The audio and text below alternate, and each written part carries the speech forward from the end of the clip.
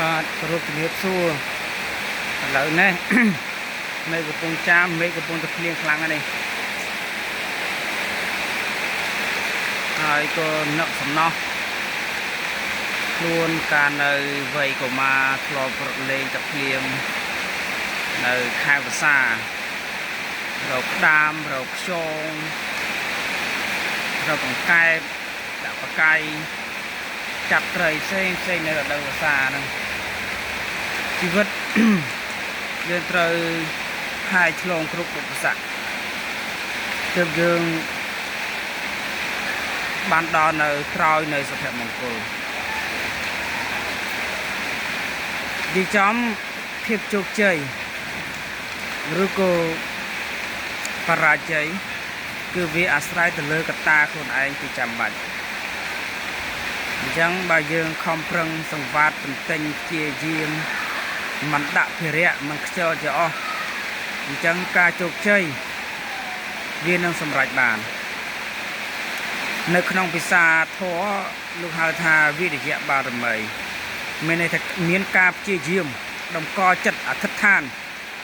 មិនងាករេយើងធ្វើអ្វីក៏ដោយចាប់ផ្ដើមអំពីខ្លួនឯង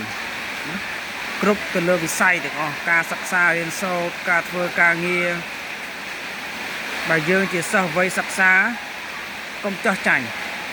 មានន័យថាកុំឆាប់រំភើបហើយក៏កុំឆាប់អន់សពុនចិត្តត្រូវខិតខំប្រឹងរៀនទើបជីវិតជោគជ័យហ៎បើនៅក្នុងវិស័យធ្វើការវិញចប់ការសិក្សាចប់បរិញ្ញាបត្រអញ្ចឹងបោះជំហានចូលនៅក្នុង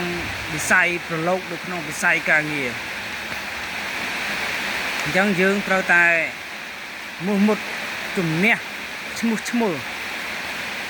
ការងារអីក៏ដោយកន្លែងណាក៏ដោយវាអត់ស្រួលទេយើងធ្វើការងារគឺអត់ស្រួលតែម្ដងមិនមែនធ្វើការងារឲ្យគេសូម្បីយើងធ្វើការខ្លួនឯងលក់ដូរលក់ទំនិញចេញចូលអ្វីក៏អត់ស្រួលដែរបើអត់មានការព្យាយាមអត់មានការតាំងចិត្តអញ្ចឹងអាហ្នឹងវានឹងប្រឈមមុខនឹងបរាជ័យហើយធ្វើការងារក៏ដូចគ្នាដែរនៅកន្លែងណាក៏ដោយសុទ្ធតែមានបញ្ហាប្រឈមភាសាអង់គ្លេសយើងអាចប្រើពាក្យមួយទៅថា conflict នៅកន្លែងណាក៏ដោយគឺមាន conflict គេថាចំនួនហ្នឹងមិនមែនទៅកាប់សម្លាប់គ្នាទេយើងធ្វើការនៅកន្លែងការងារណាក៏ដោយគឺយើងមានចំនួនក៏ប៉ុន្តែគឺយើងមាន solution ដំណោះស្រាយ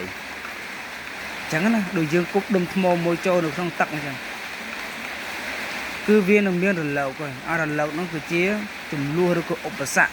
ដែលយើងត្រូវដោះស្រាយដែលយើងត្រូវយកឈ្នះវាឲ្យបាទហើយមិនមែនយើងមានតែជំនាញទេយើងធ្វើការនៅកន្លែងក្រុមហ៊ុនណាក៏ដោយកន្លែងសហគ្រាសស្ថាប័នរដ្ឋឯកជនយើងមិនត្រូវការតែជំនាញទេតែគឺយើងត្រូវការមិនមែនថាយើងត្រូវការតែជំនាញរឹងណាត្រូវការជំនាញទុនមួយទៀតជំនាញទុននោះគឺសំដៅទៅលើការចេះទំនាក់ទំនងគ្នាហៅភាសាអង់គ្លេសគេហៅថា soft skill ត្រូវចេះមានទំនាក់ទំនងល្អជាមួយនឹងថ្នាក់ដឹកនាំជាមួយនឹងក្រុមការងារកុំយកដៃប៉ះដៃយកដៃប៉ះជើងយកជើងយើងចេះស្រឡាញ់រាប់អានគ្នាដោយសេចក្តីថ្លៃថ្នូរ